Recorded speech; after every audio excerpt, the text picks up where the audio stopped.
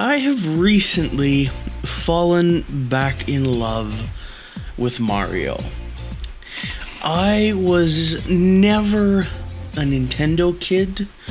I had a Game Boy Advanced back in the day, and that was about the only Nintendo console I owned. I had a Super Nintendo for a few years. It was a hand-me-down, but my main focus was my PlayStation 1 and my original Xbox. I loved those, and I played them to death, literally. My Xbox to death. But recently, I've been very interested in what Nintendo has to offer. And I've bought a Switch. I've been loving every minute of it. I think it is one of the best game consoles in a long time. It is a breath of fresh air when you compare it to the Xbox One or the PS4, who are just traditional consoles. This sort of breaks that stigma about what is a traditional console. This can also be a handheld device. So that's cool and all, but the first game I bought for it was Mario Kart 8 Deluxe. Mario Odyssey wasn't out when I bought the Switch, and I wasn't sure about the Mario and Rabbids game. I still needed to do some research on that game in particular. So I bought Mario Kart 8, and that was a lot of fun. More fun than I expected. I used to harp on people for playing this game, like, oh, it's a kid's game, oh, it's just a kart racer.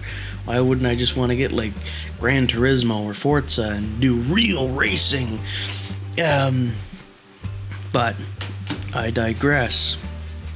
So now, I have the new Super Mario game, and I love it. It is quite easily my game of the year for this year so far. I have played everything up to the end of New Donk City, and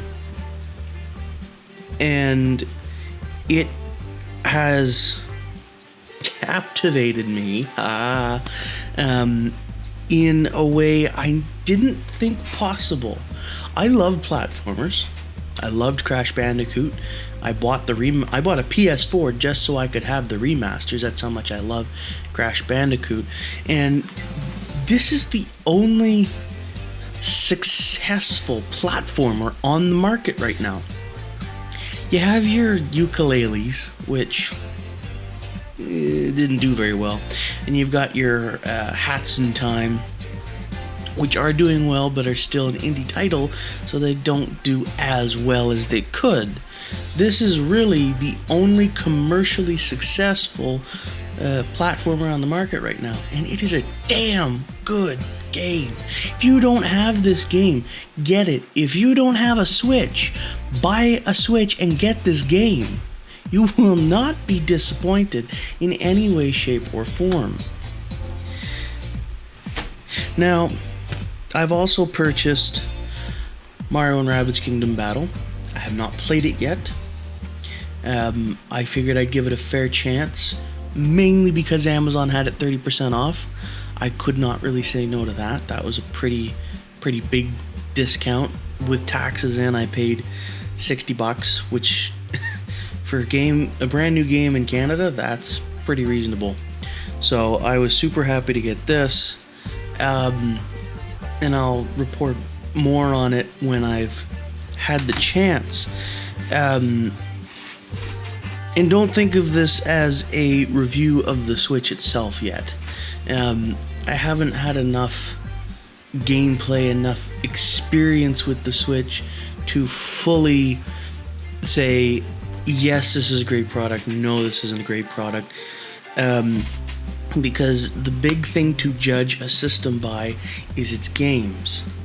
And so far, the only thing I have to test it are 2 first-party titles and one third-party title that's using a first-party IP. So don't consider this my be-all end-all word of the Switch until I've gotten more games into my repertoire. I've purchased a couple of titles in the eShop. I bought Minecraft just to see if it was like the new unified version. That's not there yet. I don't know if it's going to be there at all. I bought Snake Pass, which is a very interesting game, sort of a puzzle platforming type thing. I bought Fast RMX the day I got the Switch, just so I have something to play with, because I hadn't bought Mario Kart yet, so I needed something to play with it. But Mario Odyssey, man, like, I'm addicted to this thing, and I haven't even had it 24 hours, and it's like easily one of my favorite games this year. I mean,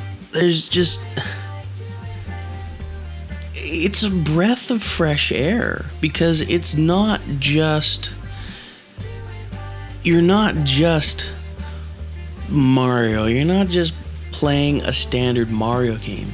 You have to think outside the box by using your enemies literally to your advantage. And that is really, really interesting, really, really neat. And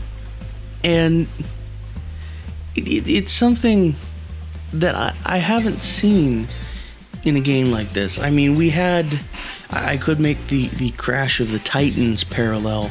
That was a game I put quite a few hours in back in the day. And,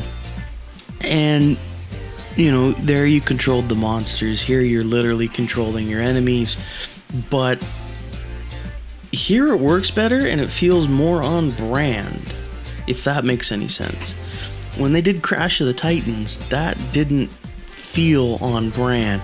It felt like something new, because it was something new for that franchise, but it didn't feel par for the course. This feels extremely par for the course, and I can't wait to finish this game. It is so damn good. So I think actually I'm gonna go play some more of it right now. I would stream it, but I don't have a capture card. If I had a capture card, I'd be streaming this right now. But anyway, I'm gonna go play some more Super Mario Odyssey, and I hope you do too.